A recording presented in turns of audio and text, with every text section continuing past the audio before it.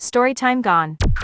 My parents covered up the fact that my brother was a murderer for years, and I only found out by accident. About a year ago, my parents and my brother died in a car crash on a random Tuesday at like 3 in the morning. I know it should have been tragic for me because they were the only family I had, but we weren't close, so I didn't feel much. After they were all gone, I got a call from a lawyer telling me that I was now the owner of my childhood home. It should have gone to my brother, but because he was gone too, it came to me. I hadn't been inside the house for years, but I figured it could be something positive out of so much negative. I could not have been more wrong. Right away I knew I wanted to fix the place up. There was old wallpaper everywhere, and the place smelled terrible. It was weird because everything was clean for the most part, but the air still just smelled rotten. I decided to get started removing the wallpaper in the kitchen, and that was pretty easy. As long as I wet the walls with enough water, the paper came off in huge long sheets. It was going great until I saw a weird little design on one of the strips. The more I stared at it, the more it looked like a birthmark one of my cousins used to have. I felt like it was a sign to take a break and call my cousin to see how she was doing. The number I had for her was disconnected, so I called my aunt, and that is when the nightmare really started. My aunt explained that my cousin had been missing for almost 10 years. I felt like I was going to throw up because my mind was going to really dark places. I kept trying to tell myself that everything I was thinking was crazy, but the more I looked at the wallpaper, I started to see what looked like elbows and knees. I could see moles and scars, something that I swear was an earlobe. Out of nowhere, so many things started to make sense. Why my parents did everything they could to make me leave the house and never come back. Why they never tried to fix our relationship. Why they were even out at 3 a.m. on a Tuesday. They were protecting my brother from getting caught and protecting me from my brother. So I called the police and told them everything. But what happened next was the very last thing I ever expected. I'm sure, like you, reading this right now, they didn't believe that I was telling the truth. So they ignored me and told me if I called again they would put me with the crazies. I didn't know what else to do, so I just kept ripping down the wallpaper until it was all gone.